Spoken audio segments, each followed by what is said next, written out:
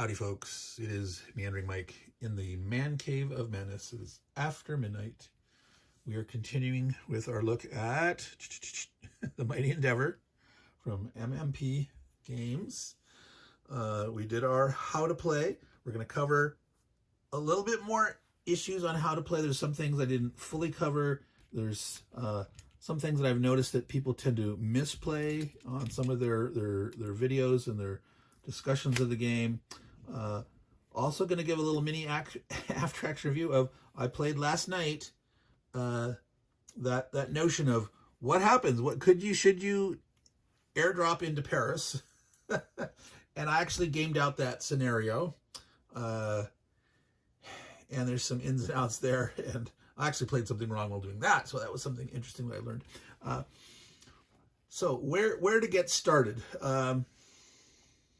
Let's start real quick with that Paris rule. So Paris starts undefended. There is a magical rule that was added here in the specific rules for Mighty Endeavor called Section 1.23, the Goofy Wargamer Stuff Safety Valve. It's all about Paris. I'm going to zoom in here on Paris for you a little better.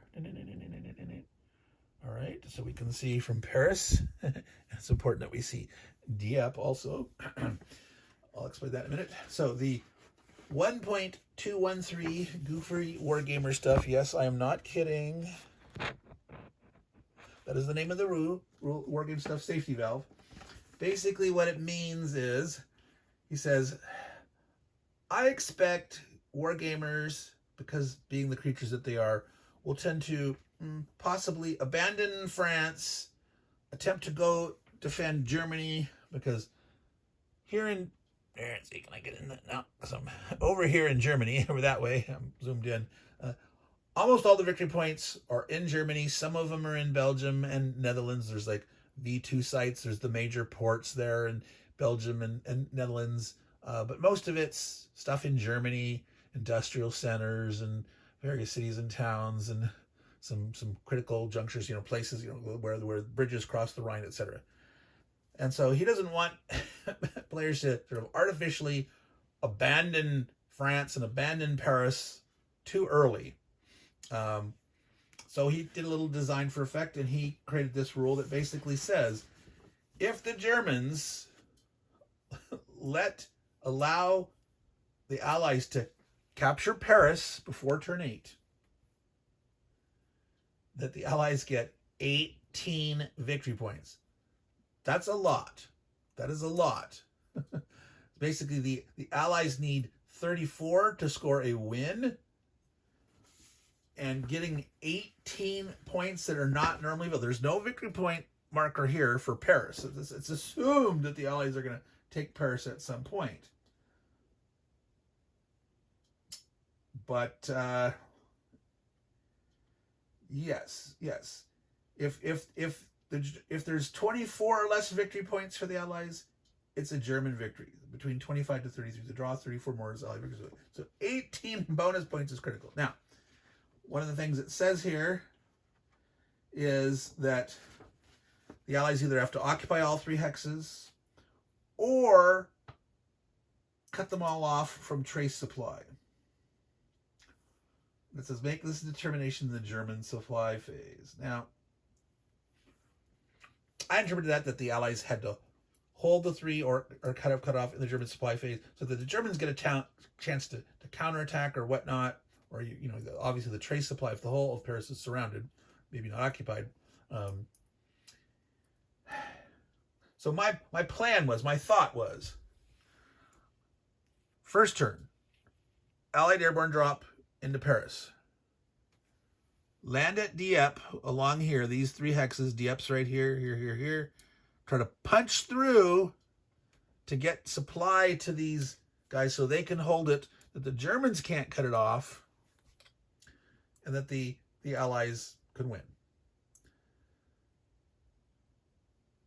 A couple problems with that. First is, airdrops cannot be done into cities. You can only go into open terrain or bocage, which is, you can barely see some here, bocage.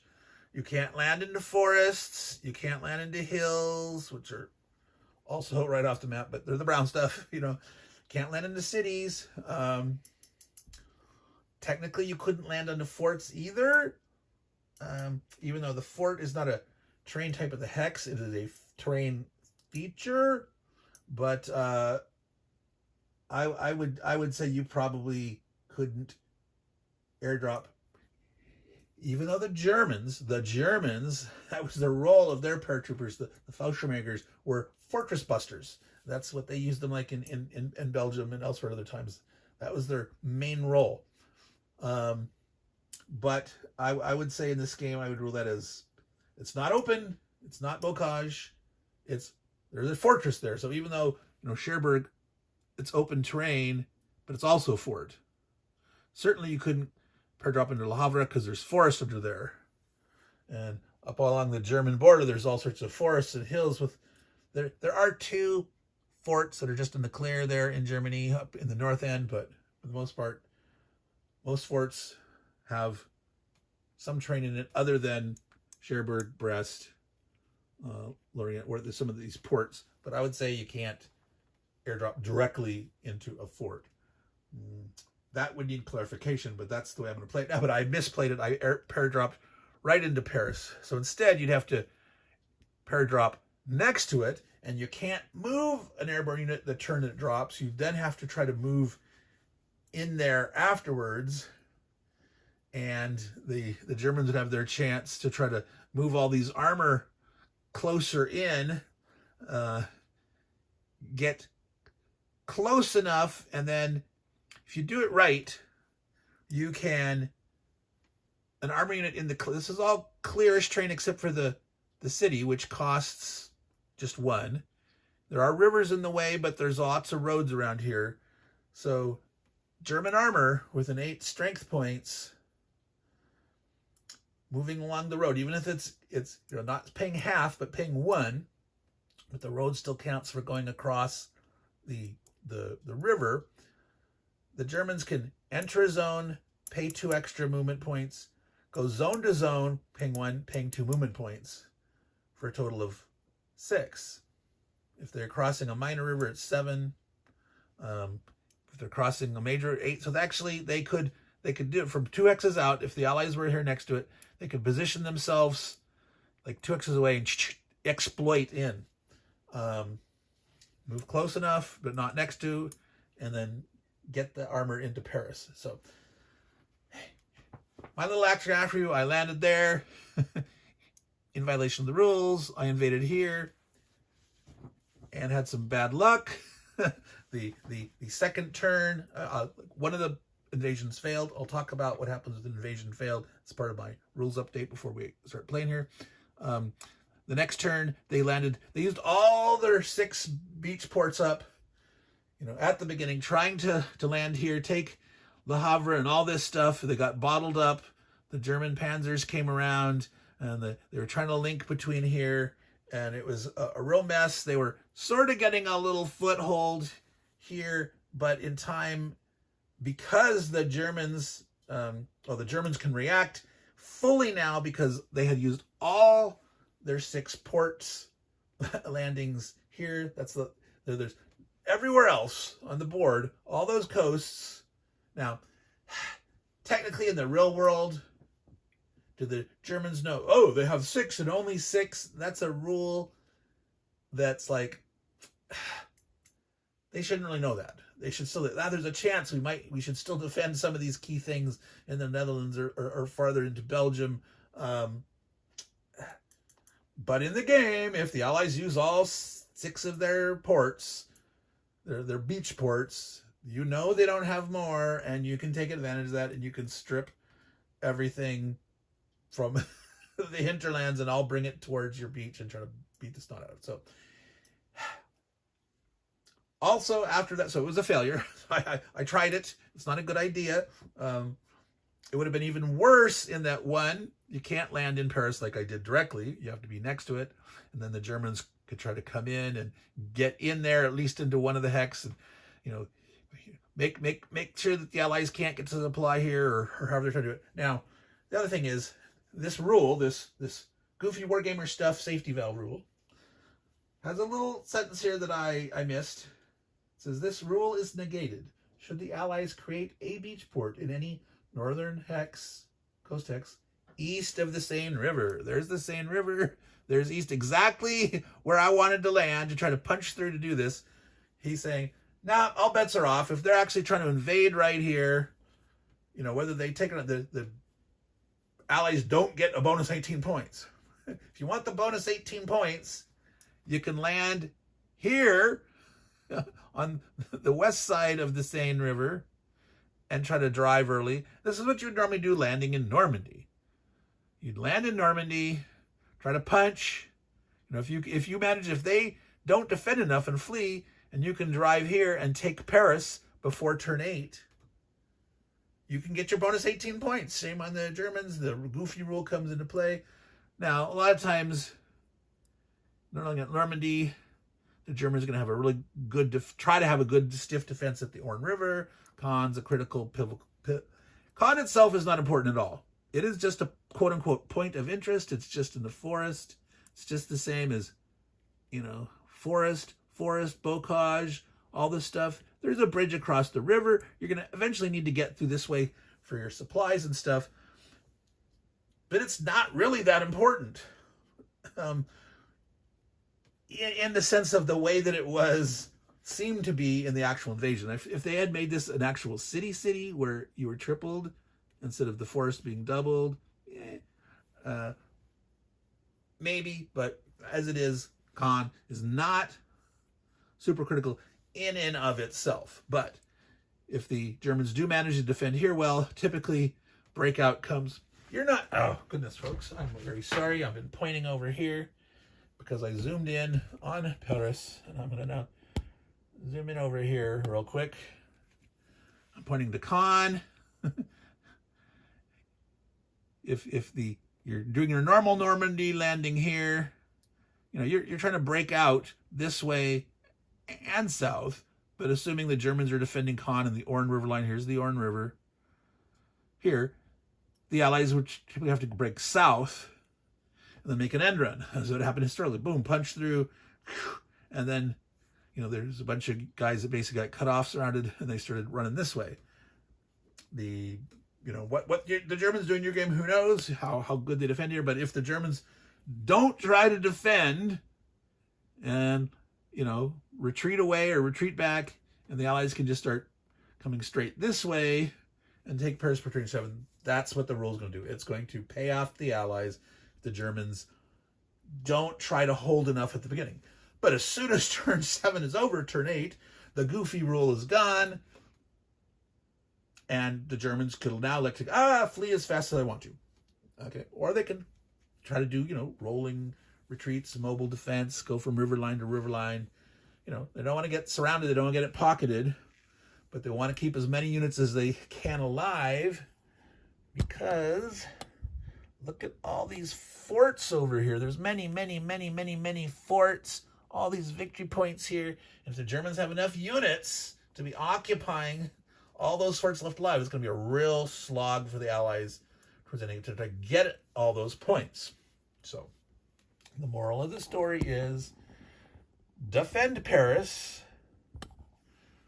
and even past turn 7, you know, still defend it a little bit, but you don't get your army surrounded in trying to hold Paris too much longer. You got to know when to hold them and know when to fold them. All right. So if you want to try to paradrop into Paris early, just note that you can't do it directly. You have to land in the open around it and then walk in. And if you land a beach, turn 7 or before up here, this rule evaporates. And therefore you can't get your bonus points for taking Paris if you land a beach on this coast east of the Seine. So if you can manage, if the Germans are being naughty and not defending enough here, go by all means try to take Paris by turn 7 or before to get bonus points. Punish the Germans. All right, so that's we're at 14 minutes. These are important rules. This is important discussion. This is part of the strategy and all that kind of stuff. And that's why I'm going to cover a few more rules and talk about some things that have been misplayed that I've seen in various playthroughs.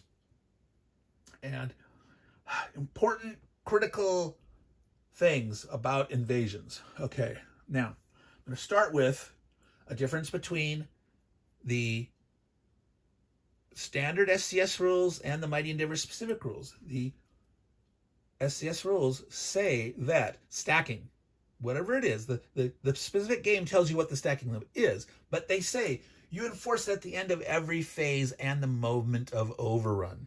Okay, so when you're overruns the movement attack on the...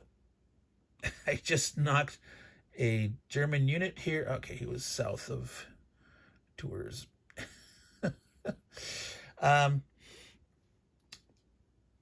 You have to move up next to the enemy and then spend 2 movement points to attack him. You don't actually move into the hex. And the hex that you're trying to overrun has to cost 2 or less movement points for you to be able to enter it. If you were trying to move into the hex and it would cost you, 2.5 or 3 points, like maybe there's, well, it would never be 2.5 because the road would be half or something would be 3 or more. I mean, you could have like a forest crossing a small river is 3 movement points, for example. You could not do your overrun into that hex. Okay.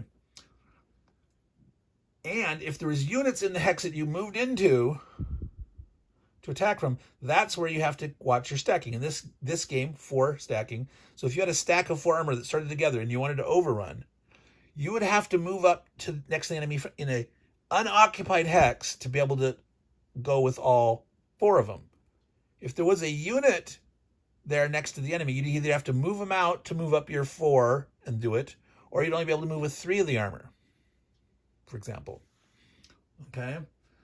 So stacking is enforced at the moment of overrun. In SCS normal, it's at the end of every phase. So at the end of your movement phase, you have to make sure that you are not stacked. Now, that is still true in the Mighty Endeavor. However, other phases you can be overstacked. And in particular, it's in the supply phase, because in the supply phase on beaches, you can bring in potentially up to 4 in a class 3 beach. Your follow-on after invasion, that turn in the shipping phase, you can bring in 4 units. So you could already have 2 in there. You could at most have 2 at the beginning, because the best invasion force, assault force, is 2 units. In a class 2 and 3 beach, you can assault with only 2 units. Now, you could technically also paradrop right onto the beach. I don't recommend that. It doesn't help you as much as you think. In fact, it really doesn't help. Well, it can, but it doesn't. I'll explain that. But you could have 2 units in there, and there's no way to lose 2 units. If you take 2 step losses as the attacker, you have to split them up. You take, 1 step loss on one and 1 on the other, because you have to split them up. You can't take 2 on the same before you've split them up. So you'll have your 2 units. The exception is if you're assaulting an invasion with units that are already damaged, okay, that have already taken a step loss, okay, that's not a good idea. You must be in really desperate straits to be invading with already damaged units, but technically then they can each take a step loss and they could vanish and die, and your invasion could fail. We'll talk about it a little more, but normally you'll have 2 units alive in that class 2 or 3 beach invasion, and you can bring in 4 more. 4 more, you're overstacking, and that's allowed. And it even says, if you're overstacked like that and the enemy attacks you, the guys can defend still. They all could defend. All right? So that incident, well, it's not really incidentally, it's very intentional, but yes, you could be overstacked. After the movement phase, you got to split up. You got to get out of there. And it doesn't say it explicitly, but it should. It should say, it's on you in the movement phase to make sure you're not stacking. If you're still overstacked, that excess units should be eliminated. Okay.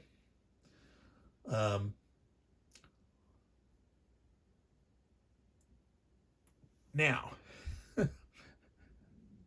that means when you land in the beach, you're doing your invasion with your 2 units, bring on potentially 4 more. Now, you could bring on, as part of your 4, if you're assuming it's a class 3 beach, and remember, we're talking mostly about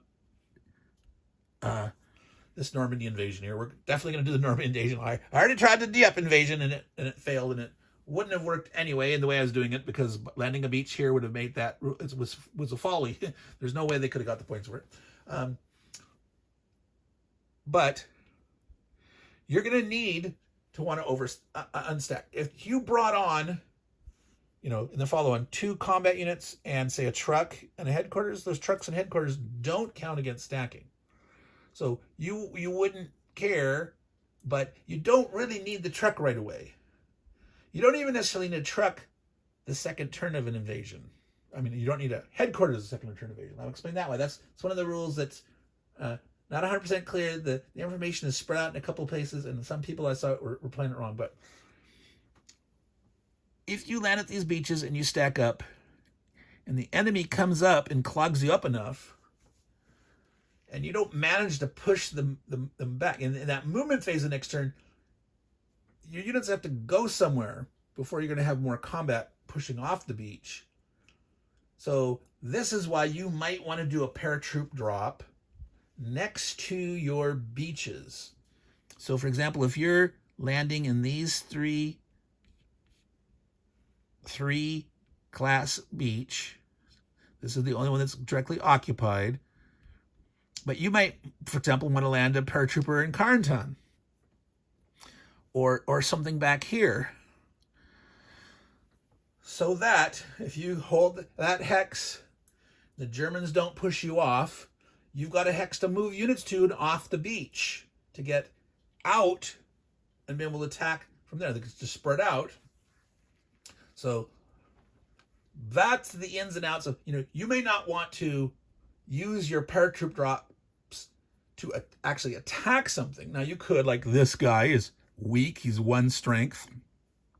Now, if you land right on top of him, paratroop drop, airborne attacks in the same hex. You drop on the dude, you're at half strength. And you can't use air support. You cannot use air support on an invasion hex. You cannot use it on an airdrop unless there's a unit that's non-airborne already on land, off beach, that's attacking the same hex. So on turn 2, if you had a ground troop here that was going to attack here, and you elected to drop a paratrooper on it, they could attack together, and you could use air points to shift. Now, that's kind of an overkill on this particular guy, but that's one of the limitations. You can't use air support on a invasion hex, the invasion part. You can't use it in combination with a airborne attack unless there's non-airborne units able to attack that are attacking it. Okay. So, multiple uses for the airborne, not necessarily wanting to drop in the hex. Probably when you drop in the hex, you have increased odds of your airborne unit getting damaged. You can only drop an airborne unit in the open or bocage. If you're dropping in the open, you have a 1 in 6 chance of taking sub loss. If you drop in the bocage or into an enemy unit hex, or even next to one. So if you're in the open and you're in a zone of control where you drop, or there's a unit here like this hex, if you're dropping it on the beach, you'll have twice the chance of taking the step loss just from the landing. All right? So dropping behind the lines allows you, 1, to sort of try to claim space to crawl off the beach on the second turn because you're overstacked. I got a place to go, dump all these great units off. Also, you can have an airborne unit that's not dropping right on the beach, but dropped next to it, help attack the beach. Now, again, we talked about this last time. Beaches, let's see here. The invasion step is not calculated odds based. I'm going to zoom back out so you can see this. I'm going to zoom out even a little more. Well, then you probably can't read it. So, again, these three columns. Fortress. If you're invading into fortress, you're invading into wetland. The beach is in the has a fortress. The beach is wetlands, or any other terrain where there's a beach, which I don't think there's any forest beaches. I don't think there is at least one hill beach, a space that has hills and beach, but that's still other. This odds column you roll regardless of the strength of the attacking allies and any defending Germans. That sounds totally counterintuitive, and it's maybe weird that they do this. I mean, I think instead of doing that, I would have liked to see a separate chart, maybe where you get you calculate the ratio of the Germans to the Allies, and you know, you maybe you get a plus or minus on the roll or something. I don't know, but as it sits, the rule is you use these columns regardless of the strengths. So adding a paratrooper to attack a beach does not help the odds at all, but it's potentially critical. Why? And that is, if you do not push any defending Germans out of the hex, your beach invasion does not come in shore. It retreats back to where you came, i.e. the English box or the med box. Your port, your beach port you're trying to land, is preserved. It is not eliminated. It goes back to the box and you can use it still. If all attackers are destroyed,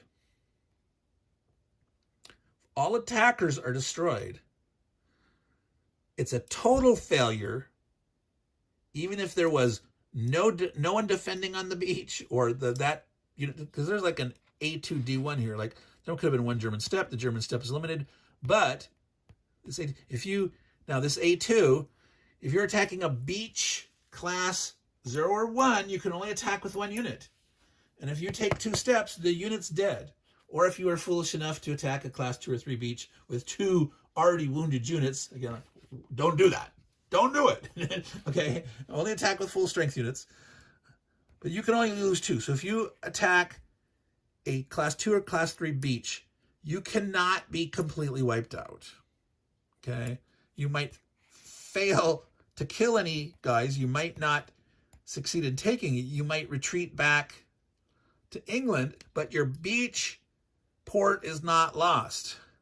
Class 0 and Class 1 invasions have the great risk of rolling an A2. So in normal terrain at a 2-to-1 odds, if you roll a 5 or less, you're going to get an A2. Your guy's going to die. You're going to fail. You're going to lose your beach ports, unless you also attacked with a paratrooper. You didn't necessarily have to land the paratrooper directly on it, but you could attack in an adjacent, land in an adjacent space and attack.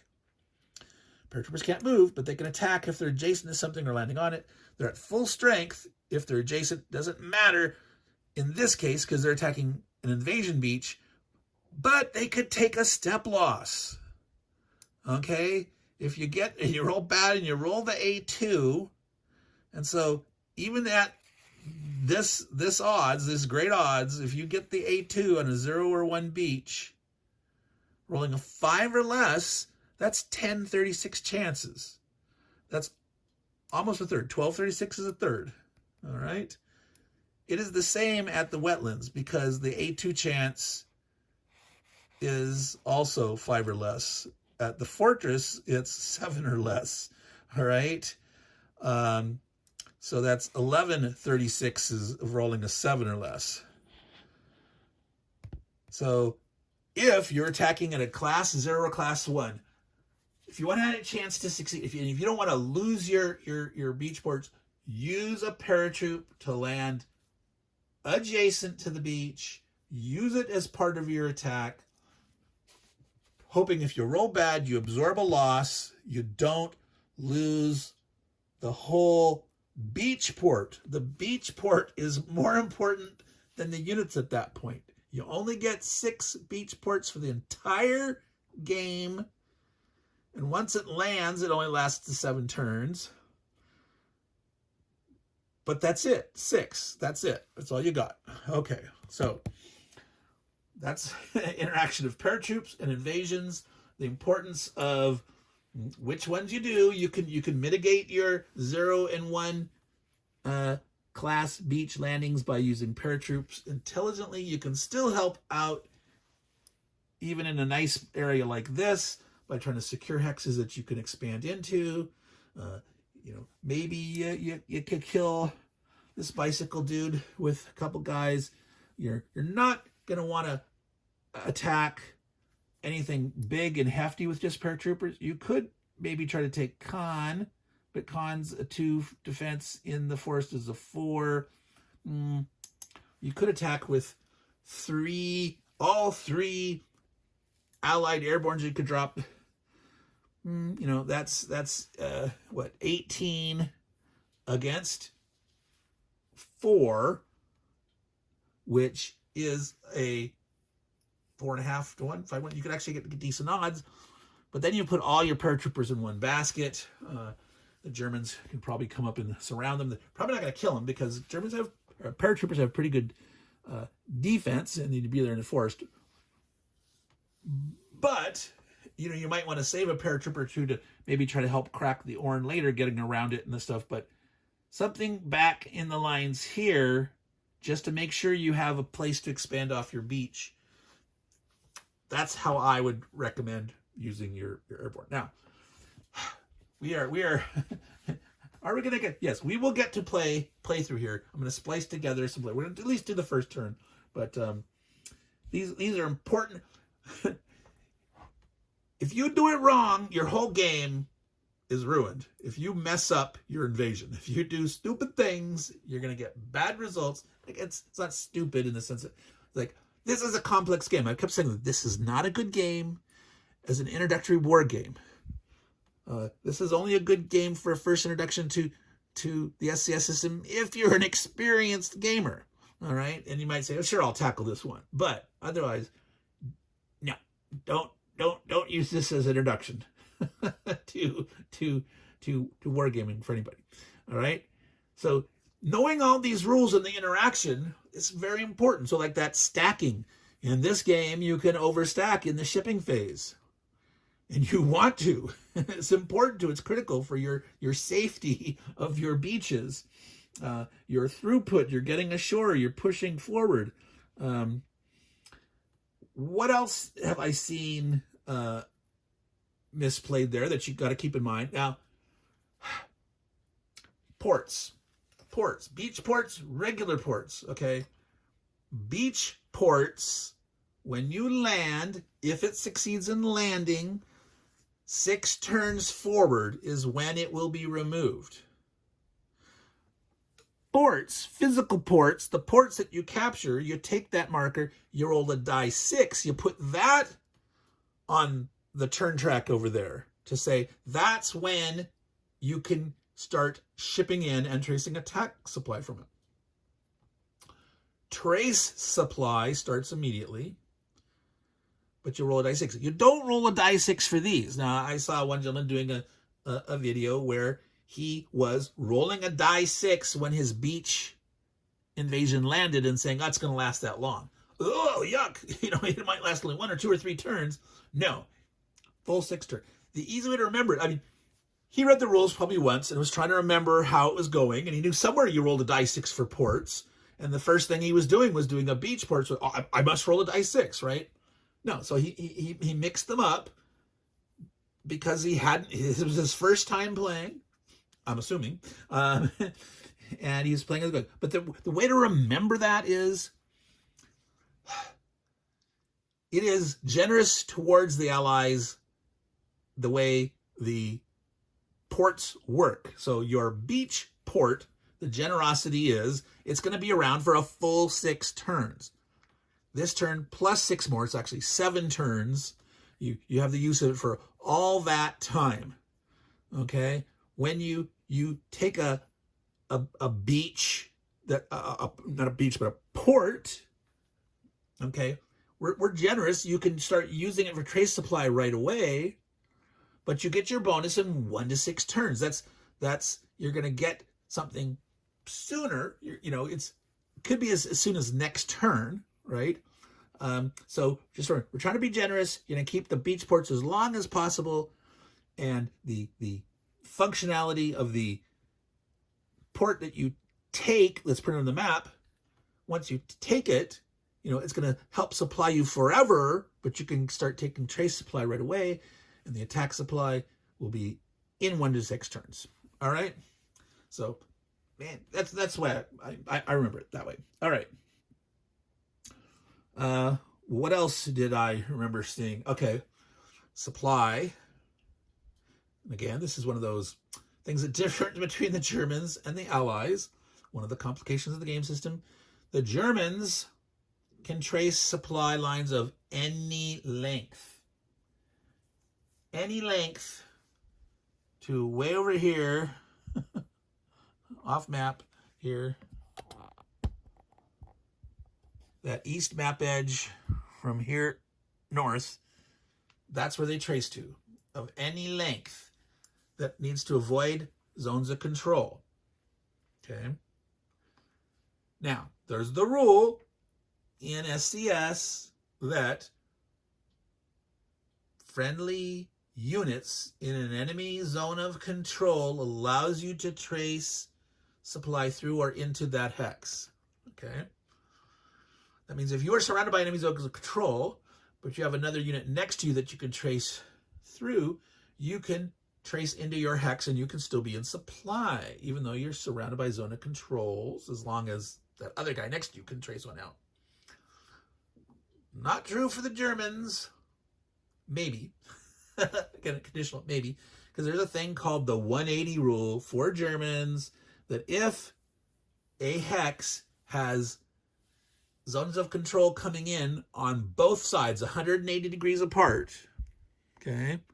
If you're in here, you can't trace supply into that hex. Even though there's the friendly unit there, there's a unit here, you can't do it if they're 180 degrees around that hex, okay? But the Germans can trace a supply line of any length. Doesn't have to be across roads. It can be through hills, mountains. It has to be where they could move, i.e. it can't be across the unbridged Rhine River. It can't be across these sea hexes. So you couldn't trace from Le Havre across this way, because there's this, the big river estuary here. But so if they get cut off and surrounded, Le Havre could be in no supply. Germans don't get to trace any kind of sea supply, anything like that. Nope. So if you come around and cut them off, it would have a supply. It couldn't trace down across that sea line. So the Germans have a little advantage and a disadvantage in their supply. There can be any length, but it cannot go through enemy zones of control with friendly units if it's a tight 180 degrees around that hex. The Allies, their trace supply is based on ports, beach ports, other ports, with trucks and headquarters, okay?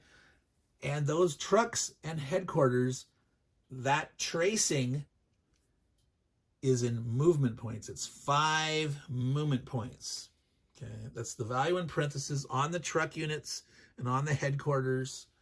They don't say in the rules that it's 5. They say, look at the value. Well, they're all 5. Right? They're all 5. And there's nothing that changes that distance. When you flip a headquarters into attack mode, where it's going to support attacks, its movement allowance goes down. So it's hard to keep, if the front's moving quickly and the Germans are retreating quickly, and you want to keep attacking, and the Germans can retreat, fast, it's hard to keep up if you keep attacking with the headquarters, because you flip him over, he's only going to move 4 instead of 8, and it's hard to keep up. So if you had extra headquarters, you could have one attack one turn, and the next one, the other one could move up farther, the next one could attack next turn, etc. Or sometimes you have to take a pause, not do an attack, just to move forward and get your supply lines tidy, etc. Now, headquarters can trace its 5 back to a port, okay, or to a truck, okay. Units have to be within 5 of the headquarters to get their supply. 5 movement points. So remember that along the road, movement is halved, unless you're the Germans under air domination in the zone. But again, we're talking about the Allies here, tracing their supply. 5 movement points to a headquarters or to a truck. That truck has to be able to trace back to a port, or the headquarters can trace directly to port. Or you're in supply if you are in a port or next to a port. If there is no headquarters or truck around, units just sitting around by themselves are not in supply unless there's a truck or headquarters around, unless they're in or next to the port. That does not allow them to trace 5 away by themselves, in or next to. Okay? Now, once you have trucks out there, the truck, you can chain truck to truck. So you can have a truck to a truck to a truck to the headquarters way at the end there. And units can trace their trace supply to any of those trucks along the path. Okay? If you're not in trace supply, you move at half. So as long as you're moving along a conduit of trucks, supply trucks, you can keep your movement up at full, not being out of trace supply. You're getting your gas or whatnot, your gas and your food to keep the troops marching by foot or in the trucks rolling along. You're fine. Okay?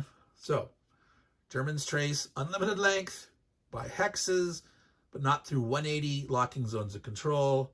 Those friendly units don't supply if it's surrounded 180. The Allies can trace their supply to the headquarters, to the trucks to the trucks.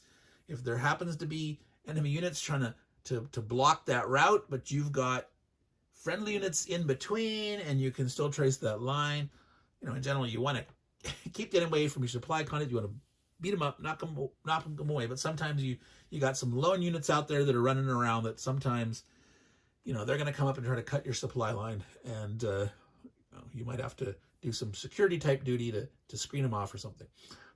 Now,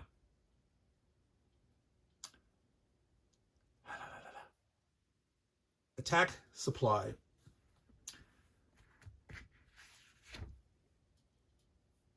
To attack at full strength, or excuse me, to be able to attack. Because if you don't have attack supply, you cannot attack. All right. However, there's 2 ways to get attack supply. One is from the headquarters. Okay, this is not for the Germans. The Germans can attack as much as they bloody want to. Yeah, basically, if they're in trace supply, they can attack. Well,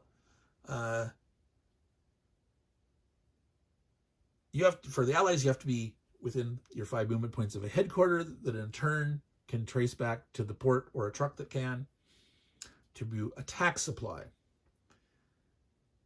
Each port can support only 1 headquarters in this role for attack supply. Each beach port and each functional, permanent port. There are some exceptions. Rotterdam and Antwerp. Each of those can support 2 headquarters. However, Amsterdam and Rotterdam both have some estuary areas. You can see it on the map. There's a little yellow diamond. You're not going to be able to see it from here. I'll zoom in, but you really can't see it from here. Those estuaries, if they're occupied by any German units, you can't use those ports. Okay? There's also a limitation that they say that there's a limit on the number of qualified port engineers or something, that between Rotterdam, Antwerp, and this port over here, Boulogne-sur-Mer, those 3 ports, you can only use one of them for a tax supply. Okay? So obviously, if you have Antwerp or Rotterdam, you'll want to use one of those because you could support 2 headquarters. But depending on the situation and what happens, there might be a reason to use this one. If like something gets cut off and you're trying to supply someone here, and you're counterattacking, you could use that one. But between those 3, you can only use one of them for tax supply. But Antwerp and Rotterdam potentially can support 2 headquarters if their estuaries are clear. Now, each headquarters that traces back via trucks to a port that wants to attack, they can use the same trucks. You don't have to have a separate trucking line. You don't have to have a trucking line, for example, coming out of Cherbourg to support one. And let's say you take Lorient. Over here that we can see there. So we can see Brittany Peninsula, Brest, and Lorient are ports. Cherbourg's here. So you might have 5 movement points away. That's like 10 X's along the road. You could have a truck out here. All right. And then you could have your headquarters here. Well, you might have Lorient here, and you might have a truck out here and a headquarters out here. Well, if your truck here, your headquarters is this guy is also 10, or 10 road hexes. 5 movement points. Now, the roads don't run this way, right? So if you had 2 headquarters here, you couldn't trace them both to here.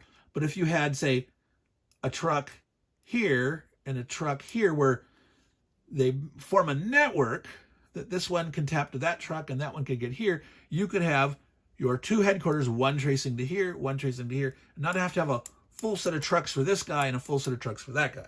All right? Sorry, my arm was blocking there, but...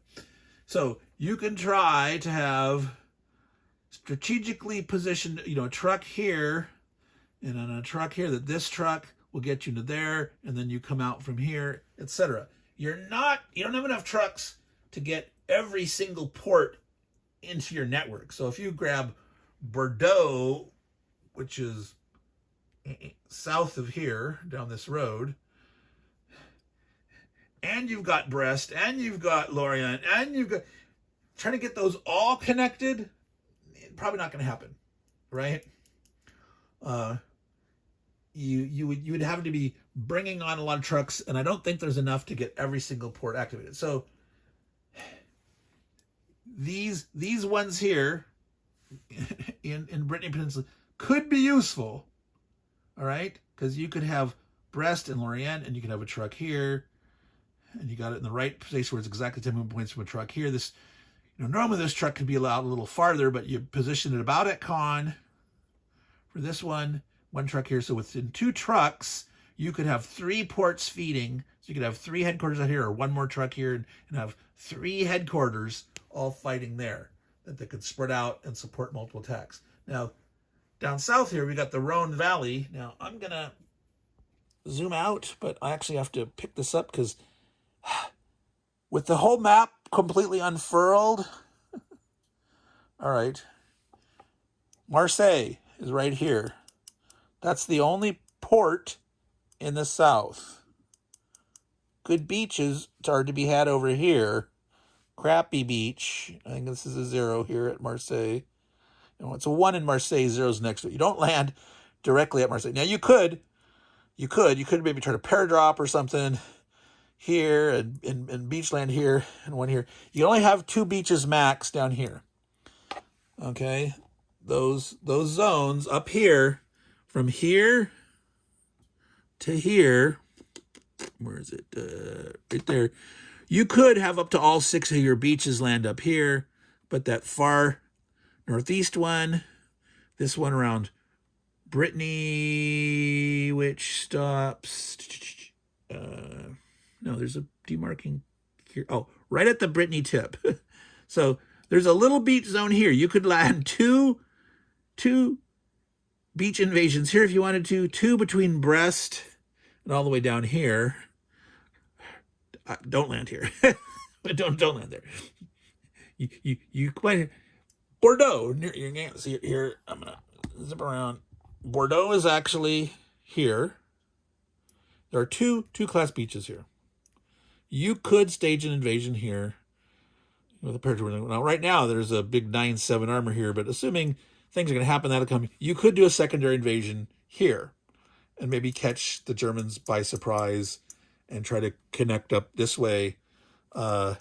Historically, they landed near Marseille, Saint-Tropez, or somewhere near there, near Toulon. But potentially the Rhone Valley, there's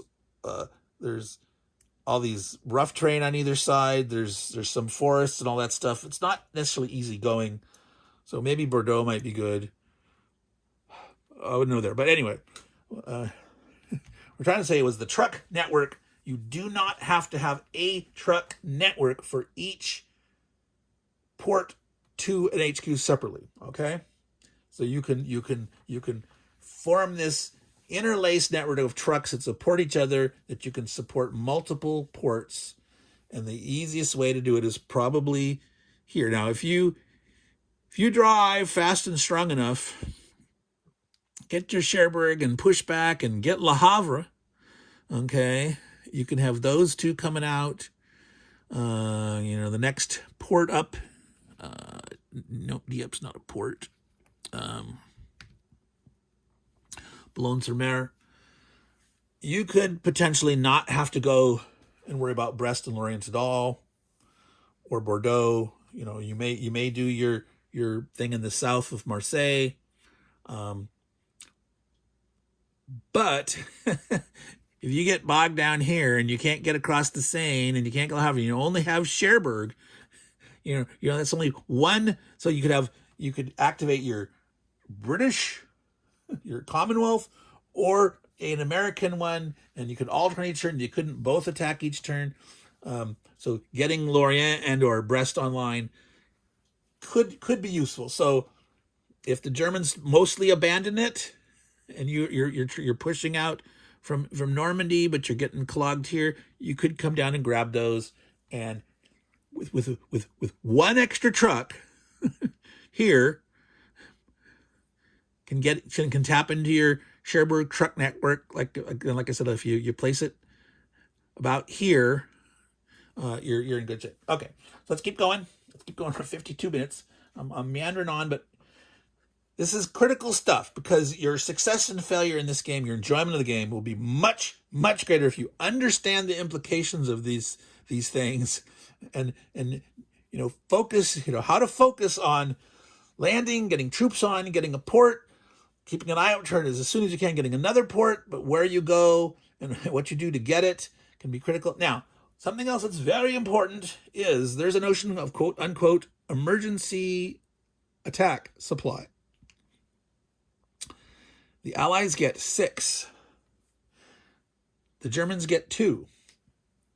These are one use each for the entire game, where you can get yourself some supply just by plopping it down and say, here, on this hex here, I'm attacking this hex, and everyone that attacks that hex is in supply. Okay?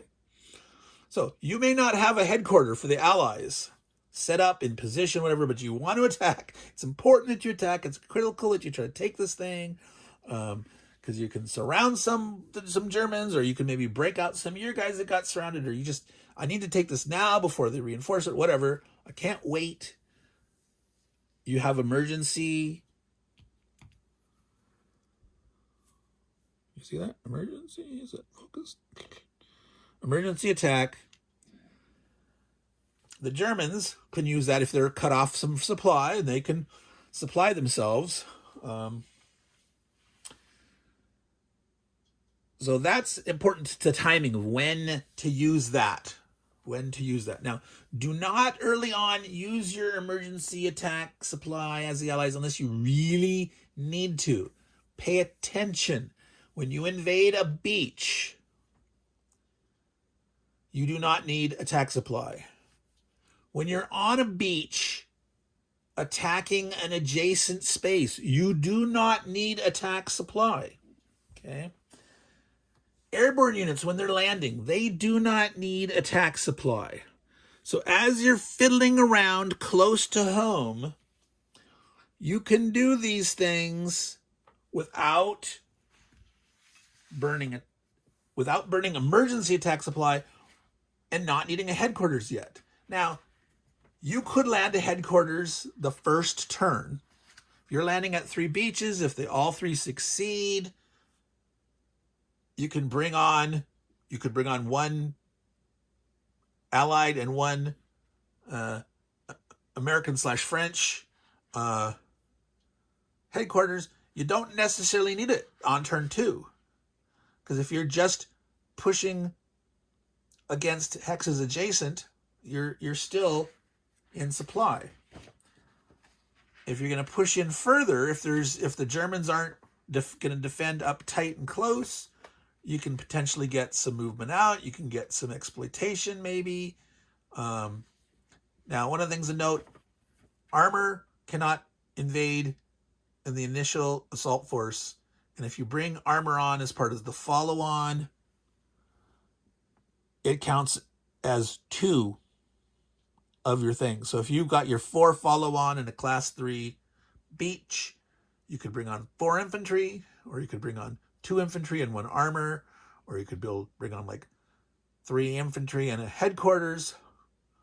You got potentially 3 3-star beaches here you could be landing at. So yeah, you could maybe bring in 1 armor, maybe bring in 1 headquarters at the very first. You're not going to need those trucks until your headquarters are about 5 movement points away from your beaches, because they can trace the 5 themselves. Otherwise, they need to trace to a truck that traces to the beach. All right, or port. Once you get, beach port / functional Cherbourg port. All right, so that's important to know. How to use your emergency supply, attack supply, invasions, airdrops, That's, I'm trying to check here to see. We talked about that difference between the Germans with tracing supply, that it's unlimited by hexes through what they could move through, but those 180-degree zones of control, even a friendly unit doesn't allow them to trace through that. There's also the notion that the Germans may have to surrender if they're out of supply for 2 turns in a row. So if you have an out of supply marker on it, you put it out, the Germans, end of their turn, they check supply, I'm out of supply. That next turn, if they had the out of supply marker on them from before and they're still out of supply, they actually have to surrender unless they're in a fort. Okay. Now, another one of the special exceptions, there is the Defend the Reich marker here. This is a one-time, Defend the Reich. The Germans can declare this, and then the rules change. Yes, suddenly they no longer can trace supply unlimited. Suddenly their supply range is limited to 10 hexes from Germany, and within Germany they have to be able to trace any length to the that eastern border. Okay, that supply source, but if they're within 10 hexes of Germany, and that hex in Germany that can trace to the edge of the board, that's their supply length limit. Why would you want to do that? Okay, you're reducing your supply line length. Well, here's the other benefit of Defend the Reich. That 180 rule goes away. They can trace through zones of control for supply through friendly units occupying that with no regard for that 180 rule. Okay? And they don't have to worry about surrendering anymore if they're out of supply for 2 turns. Okay? So you remove their ability to have a tightly engaged front where there's holes and gaps and people are trying to sneak through or back through and tracing supply through all that. And why would they want that? Well, look at here. Look at all this nice, I'm going to go back one. The nice German forts, the rough terrain, the forest, on the German border, all these victory point, these red and white triangles, the number. So they're wanting to defend tighter, closer to home, and hold on to every hex that they can. So, sure, you can surround this guy, but I'm still next to him here. I can trace supply through here, etc. You're not going to, and if I do get out of supply, I can hold out for at least a turn, and then, because I don't have that surrender rule anymore. I can get back to, I'm out of supply. If you're out of supply, you're out of supply, and your defense is halved. And your movement is halved. But you're not going to just die because you've been out of supply for 2 turns. So, calling Defend the Reich is this corollary to this Paris rule. Like, he's sort of saying, don't abandon all this too soon. And the thing, don't call Defend the Reich too soon, because suddenly you can't trace supply out here. Suddenly you're within 10 hexes. So, you'd have to abandon everything. But once you've called Defend the Reich, it's easier for you to try to hold on to every little bit of ground in Germany. Okay, that's the point of that. But again, that's a complication for this game, why it's not a good game. I keep harping on that. I think you got the message right. So it's a great game. Again, if you're an experienced war gamer, go for it for your first SCS game. But please don't foist this off on a newbie trying to teach him how to play war games for the first time. All right. So anything else? I'm checking the list. I'm checking it twice. Oh, one thing we didn't cover about the combat rules, retreats. If you have to retreat, okay, and you have to go, you're supposed to go back through non-zone of controls towards your supply sources, etc. If you have to retreat in the zone of control for the stack, you lose a step. All right, not per unit. Let's say if you have 4 units and you get hit and you have to retreat and you have to do it through a zone of control, you lose a step. Okay.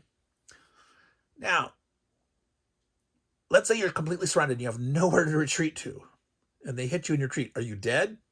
No.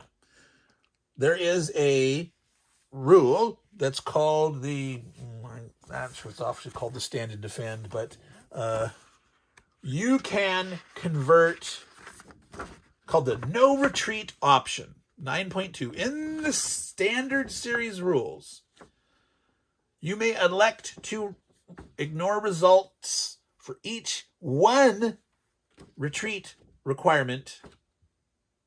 You can take a step and stop it. So if you get an R3 against you that would require you to retreat 3 hexes and you don't want to retreat at all, you'd have to take 3 step losses to avoid that. Now, that's not going to happen a lot. Getting the 1 or the 2 maybe, and you say, I'm going to hold, no retreat.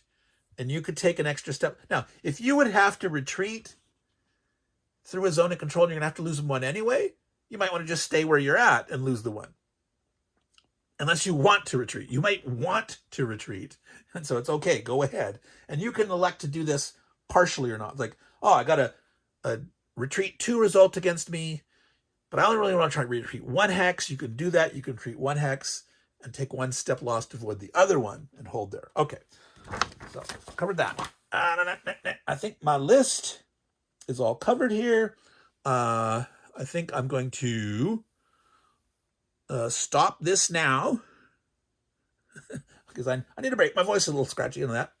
And then I'm going to dig right in. So this video will be spliced together with some play for turn 1 because we're covering all this critical stuff for how you want to conduct your invasions, where you want to conduct your invasions, how to do it smartly, how to avoid, certain issues and gotchas. Now, some of that post stuff like tracing the trucks and the headquarters, that's not going to come into play right away. But where you invade and thinking about where there are ports and where you're going to draw these supply lines, that's important. And again, this is why I highly recommend for your first time, invade at Normandy. Or do like I did and play solo and say, Solo YOLO! Let's try to invade in Paris and Dieppe and see what a great mess we can make, or something like that. Or maybe, hey, let's try to invade in Bordeaux at the start. What a crazy idea. But you could do that, right? And see how the Germans react.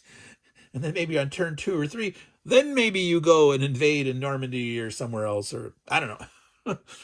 Again, I don't actually recommend it, but it'll be fun to try it at some point. So, Meandering Mike in the Man Cave of Madness. Here we are in France, awaiting the the American French Commonwealth invasion. So I'll see you in a second, because I'll splice. But take care. Ciao. Here looks Meandering Mike, Man Cave of Madness, back. Here's the action. We are ready to go. First turn invasion. I have prepared my troops. 3 beach invasions. I'm going to land here in Utah Beach, Omaha Beach. I always forget Gold Sword Juno. Is that sword or Juno or which? But we're not landing any Canadians. We're doing this beach, and this beach. We're using basic infantry. You can only land with infantry. There are some larger 8 strength divisions. We're not going to land with those. We're going to plunge to bring those on in the follow-on. So they have really high defense strengths of 10. We don't want to take any step losses on them on the landing. We hope to use them the next turn. We are landing our airdrops. We're going to use 2 British airdrops here. What we're trying to do is occupy the space off the beach up to this river line here, potentially, so that the Germans can't get next to our beach without counterattacking across the river. They will be able to move here potentially if we're hoping to succeed. It is possible to not succeed at Utah because it is, Omaha, because it is occupied by the Germans, and you might not get enough result to push them off. But it is a class 3 beach, so there's no chance of failing so abysmally that you lose the beach port, but you can fail to push them off the beach in the first turn. It's like a 1 in 6 chance. You could roll a 2, 3, or 4 on 2 dice, which is 36 chances. Landing here, Utah Beach, and then we paradropped into Corentin. All right, I have not yet rolled. Okay, one of the things I wanted to mention, this track here is the airdrop track. You have 12 airdrop points. You never get more. You can only at most drop 3 airdrops a turn. You cannot sustain that rate because you start with 4 airborne units. You don't get your next airborne reinforcement, until like turn 4 or something ish. There's a combined special Commonwealth American combo unit. It's a little weaker airborne unit, but it comes on to the med, I believe. But eventually you can pull your airborne units back. You can ship them back to the England box or the med box, and then you can airdrop again with them. But you roll for your air support points every turn, and I'm going to do that now. That's the chart over here that you can't really see, but it's also on the back of the rule book. So I'm going to roll, and I got a 6. So we got 4 points. We definitely, now remember, the first turn, you cannot use air support points, basically, because you don't have anything off the beaches. You can't support an airborne attack, unless there's a non-airdropping unit that's also attacking. So not until turn two can you actually utilize the air support directly. So we're just going to dominate the closest regions to slow down movement of things here. Now, what I'm going to do is I'm going to sort of put them here near Paris, where I can see them. I'm going to move this back a little bit here, where the zones are nearby. Zone 5 in the middle. There's stuff way in the south. I'm gonna do it there because there's big Panzer units that could move up. So you're not going to see that on camera, but I'm going to air dominate that. And I'm going to air dominate this zone here, which you cannot see there, right there, because there are some units here. Now, they're probably not going to move these things off the beaches here, but this big Panzer here, we want to make sure it's not zipping speedily down any road. You could easily have a fifth one here, this zone, because there is a German Fallschirmjäger division, a 685, that they can start to move forward. It'd be nice to slow it down all the way. And the units way down in the south zone, you don't need that. Well, actually, there is one unit. There's, no, he's in zone 1. Well, I wonder if it's faster. He could take the road into zone 5 and maybe zip around the road at half and then approach Paris faster that way. I don't know. Anyway, that's what we got, those 4. So you re-roll those every turn. If you have points left over after your domination, when you're gonna use those potentially as you decide to do air support, you could put your markers on that air track, but remember that air track is designed for dropping your drops that you get. You start with 12 of and you never replenish any more of them. You could just keep, let's see, where are they? Way up here, I've got the spare air markers.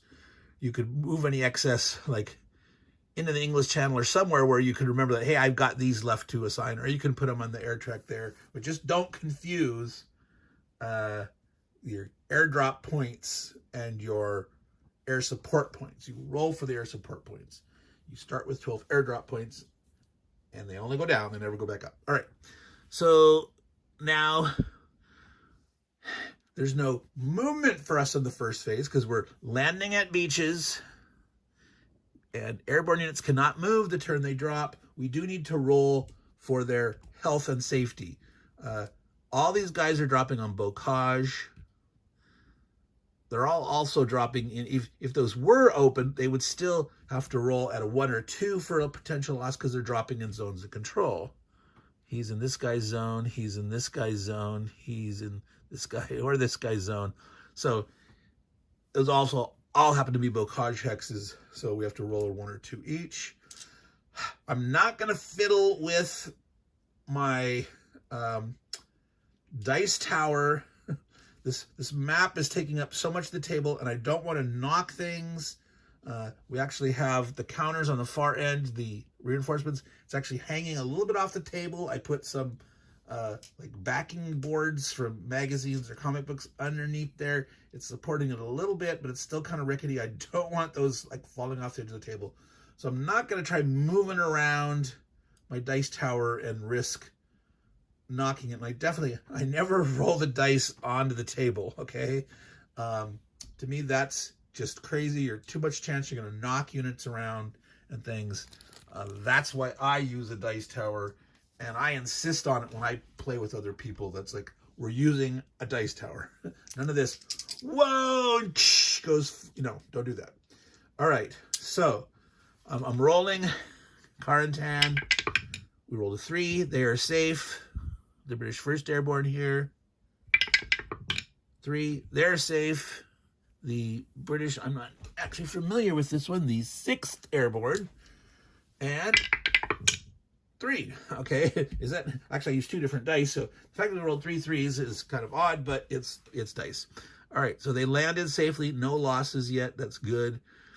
So now, when you're in your combat phase and you have invasions, you can mix and match. You decide your combats in any order. Now, we only have invasions. We could decide to attack. We're not going to attack. You know, he's doubled to a 4, and we'd half attacking across there. Nah, we're just trying to occupy the space, keep him off. He's landing here. He's landing here. He's landing here. You put him next to it. You don't actually put it on there until you take it. It's what you're supposed to do. You attack from adjacent, even the unoccupied one, because if you die, we're not going to die here for those, because there's no way that we can lose 4 steps on a class 3 beach going in. So we will take it, but we could elect to have this guy attack here. It's 2, double the bocage, 6 to 4 would round up to a 2 to 1 instead of a 1 to 1. So we could do a 2 to 1.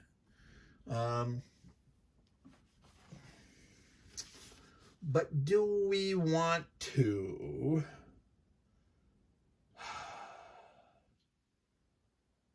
There's too great of a chance of taking a step loss. There's too good of a chance of him dying completely. So no, we are gonna just occupy the space. We're gonna make sure we have room next turn to expand off our beachheads. We're gonna probably be bringing in 4 combat units. Well, maybe 3, and we might bring a armor on. I'm not sure if we're gonna bring a headquarters on or not. We'll have to decide that. But let's see what happens with the results. So I was saying, you can decide in any order. So you could, once you have guys on the ground and you're invading at beaches, like if you're doing a turn 2 or 3 or any time in the future doing a beach, and you have guys next to it, you can be deciding, what do you want to do on your order of your attacks. You get to decide. So a resolution of an invasion at a beach is a combat, and you can decide your combats in a turn in any order. Okay, so let's save Omaha for last. So let's resolve beach 1 here. We've got 2 infantry guys coming in. We don't care really about the strength. There's no calculation other than it's into the open, and therefore we use that 2 to 1 column there.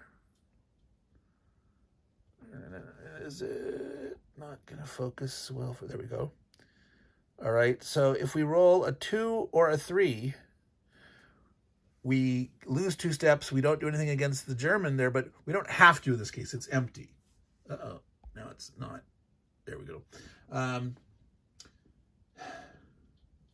So because it's in the open, we're going to succeed. There's nothing to push away, and yeah, we'll just roll it. We don't want to lose steps, but in this case, so 2 dice, 9. So we don't lose anything. That's what you need to roll 9 or higher to not lose anything. It would normally be a D2 R1, which means the defender would lose 2 steps and be forced to retreat. So that would clear any beach that only had 1 guy in it.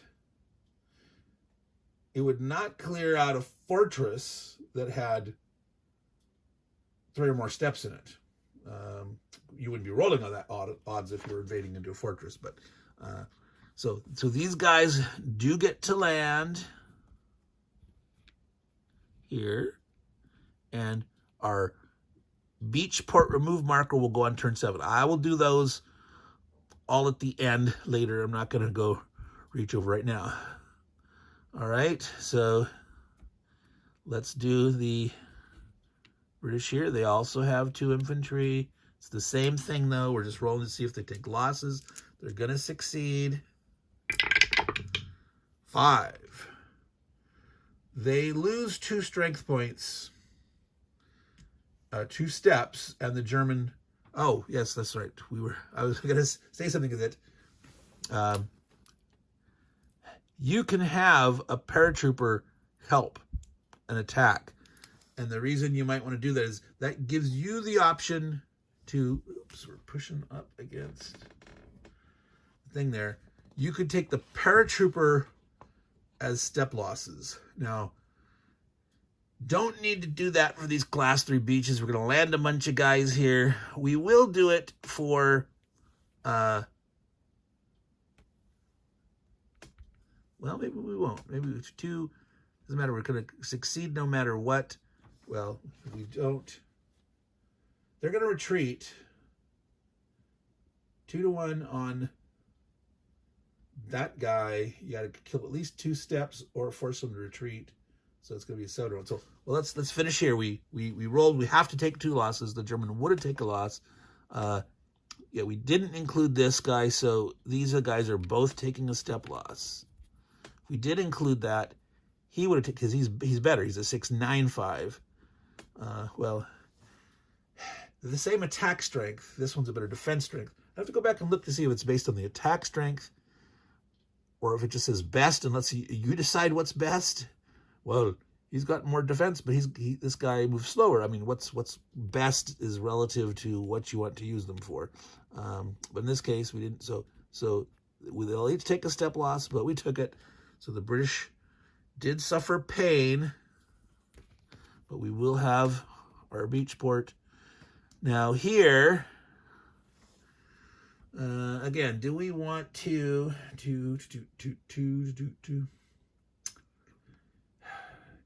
if, no, we don't want the paratrooper, again, in a 0 or 1 class, beach class, like I mentioned in the earlier video that's spliced into this one, using a paratrooper to help attack into there, even though it doesn't change the odds column that you resolve it on, lets you take a loss against the paratroopers, which can allow you to succeed in not having the beach force wiped out, and therefore you can succeed on your invasion. We don't need it here because, again, we can't lose all our guys in a class 2 or 3 beach class invasion when you take your 2 units with you. So we're rolling here. This guy does have 2 steps. If we get a D1 by itself, it's not enough to push him off, and we will have to retreat back to England. If we get a D1 with an R1, he'll take a step loss. He'd have to retreat. He'd have to retreat to here, and he would die retreating zone to zone, or he could die on the beach. You know, there's that no retreat option, but that would end up wiping him out, and the attacker, us, wouldn't be wiped out, so we would take it. So let's roll the dice. Let's do it. All right, we want a 10. Okay, so it's not a problem. D2, R1, he gets eliminated. We didn't roll low enough where we could suffer. But if we had rolled a 6 or less, we would have only killed 1 step, not got a retreat result. They would have maintained control of the beach, and this stack would have had to retreat back to England. The beach port facilities would not have been eliminated, though. Okay. That's right. There's no dead box in this game, and I'm not going to put them way the heck over there in the. I'm going to just put them over here. The reinforcements are listed there. You can't save up replacements. So replacements, when you get a replacement point, replace whatever you can. Now, obviously, you're going to pick and choose if you have multiple dead guys and you only have 1 or 2 replacements. But whatever you have, if you've got a replacement, use it or you'll lose it. So this does also get to advance it. So we, committed a full 3 beaches, 3 airdrops. We succeeded. We did take losses here, but we are screened here. And so our weakened beach, we're there, but we're going to drop a lot of dudes. All right, let's do that. Let's drop our dudes. Drop our what? So we want to bring on 4, because it's a class 3 beach. The follow-on is 4. It's delicious. That's why you do this. And again, remember, we can overstack. So even though the stacking limit in this game is 4, you can intentionally overstack in the shipping phase, and that's okay.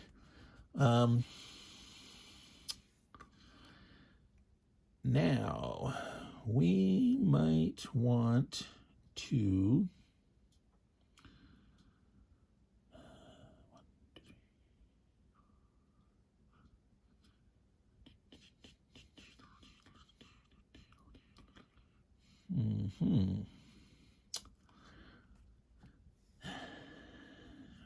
not sure what the Germans are going to do. They might try some shenanigans, moving stuff into Cherbourg, or just trying to block the Bocage in the route to Cherbourg. Different strategies. Or do you want to just like throw as much as you can into the fort there, or do you want to try to hug them against the beach front? So we don't know what the Germans are going to do. I'm trying to decide if we're going to bring armor on or not, because armor counts as 2. When you're at the point when you're shipping in,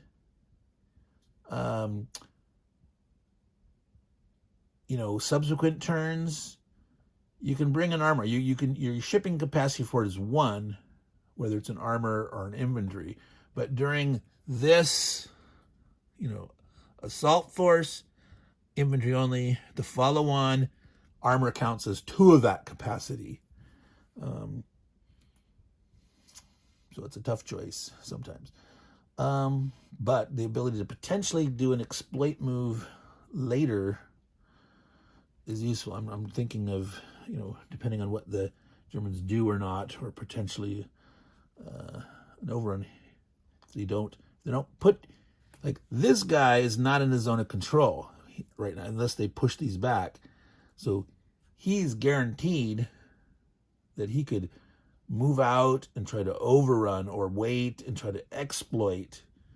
So yeah, I think we're actually going to bring a British armor because of that.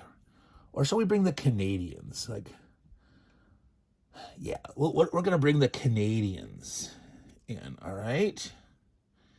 And 2 infantry. We'll bring 1 Canadian infantry and 1 British infantry. Not going to bring the headquarters in, all right? And you got to, technically you're supposed to put a combat unit on the top. We know where these beaches are now. I'll put that on the bottom. Now, I'm not going to hide these for myself. I mean, you can play that game. What do you do when you're playing against the other guy? I mean, he knows what's in here. You would normally put one of this in the top so he doesn't know what's come yet. All right. You have to take a loss on your biggest guy. You don't have to put your biggest combat guy on the top in SCS. You have to put a combat unit on the top. Unless they change that one. But I'm using rules 1.7 instead of 1.8.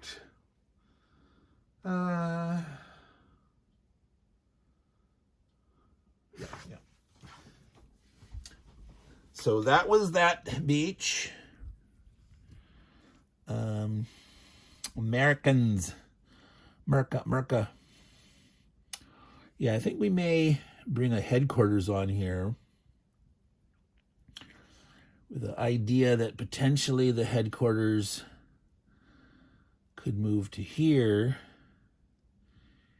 and trace out. So if now you can attack without the adjacent, but once you've moved out adjacent and attacking farther from there, well, Jason, are you still in, or is it attacking? I don't remember. I'm thinking of bringing headquarters anyway, because we're hoping maybe, what this guy does and busting against this guy. If they leave a gap, we can potentially try to exploit. But so I'm going to bring the American headquarters. I'm going to bring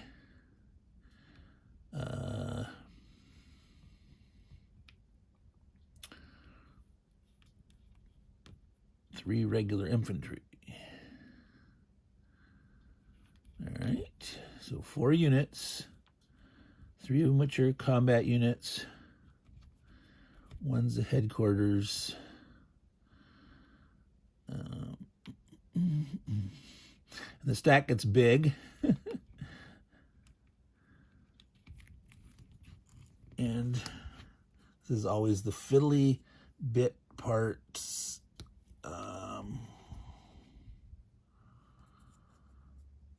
Fiddly bits. All right, so here on this beach port, we're going to bring an armor. Depending what they do, yeah, we're really gonna exploit that way. Well, yeah. No, we're not gonna bring an armor. We've got armor here. He can definitely potentially move out and do something because he didn't start in the zone. These guys will probably put something on here zone-wise. This guy we don't know what he's going to do. We're going to bring in the big infantry. We're going to take both of the big infantries. We're trying to push to Cherbourg as soon as we can. So we've got these, you can see them 8, 10, 6s. Bring in 2 of those, 2 regular infantry. Put the beach port on the bottom. Stack them up. They're 6 high. Now, if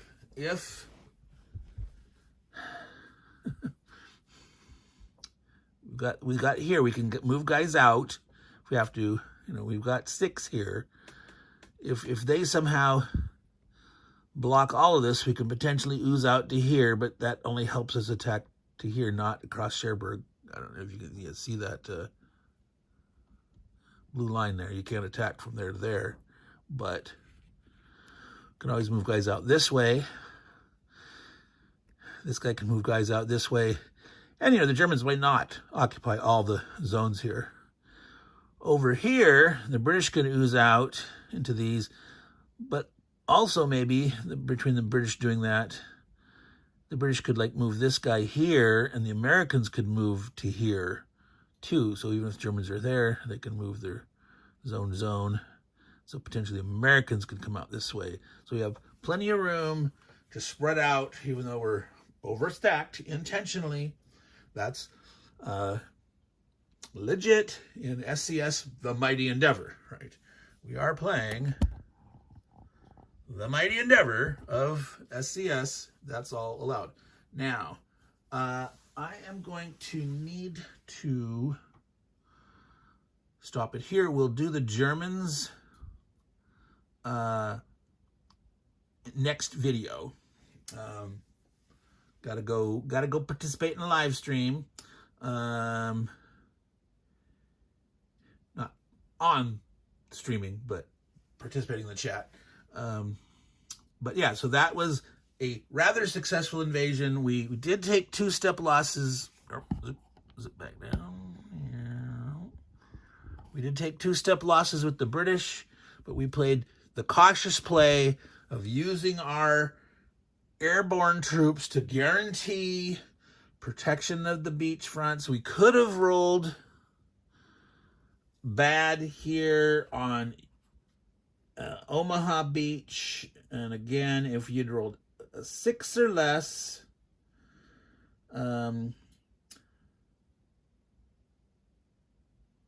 so a 6 or less happens 15/36 of the time. Versus 21-36 chance of success in that case. So you have a little more than a 1/3 chance. 12-36 would be your failure of 1/3. So it's a little more than a 1 in 3 chance of not doing enough to push the Germans out of to Utah. I keep calling it Utah, Omaha Beach. And there's nothing you can do about that within the scope of this rules, because adding a paratrooper drop right on top or having the does not change the odds. Does not change the odds. It's just you might damage the German. You know, only if you roll a 2 or a 3 would you not damage the German at all. You could take, you know, some step losses. We rolled well enough to not even take a step loss there, so that was good. But we did with the British. But yeah, when you play this game, and if you're gonna land there at Omaha Beach, know that you might elect not to. You might just land here and here, and maybe you land at like Carentan or this beach over here. It's a lesser beach, but it's unopposed. Okay, it's the danger of those Class 1 beaches is if you don't support it with the paratrooper being adjacent and attacking in, even if there's nothing there, but to potentially take the loss, you could roll the bad dice, a 2 or a 3, and your attack could utterly fail, losing your beach board. So, like I said, Meandering Mike, Man Cave of Madness. We're at 31 minutes for this section. To add to the other one, it's going to be a long one, but we will do the German turn, the response, show how, you know, what are the possibilities. We're trying to stop up this thing. We'll probably also film the Allied turn tune attacks, and then we're going to go into need to get it done mode where I won't film everything. I might just, like, if I find a particular attack, a situation that's gonna explain, like, this is how you might cut off a bunch of units from supply, or how to rescue them or something like that, I'll film that. But we're gonna have to finish the game off camera to actually be able to finish it, have time to finish it. That's part of my goal, finishing it before the end of the year. So you'll get at least one more video out of me on this, and I'll probably do the after action review after. I don't need to do that before the end of the year. I've already done enough after action reviews of other stuff. There's a requirement for the War Rooms 10 for the year that you have to have at least one after action review. And I've done them on, I think, all of the games, except this one will be after the end. So anyway, Meandering Mike, Man Cave of Madness. Take care. Keep the sand out of your boots as you hit the beaches, and ciao.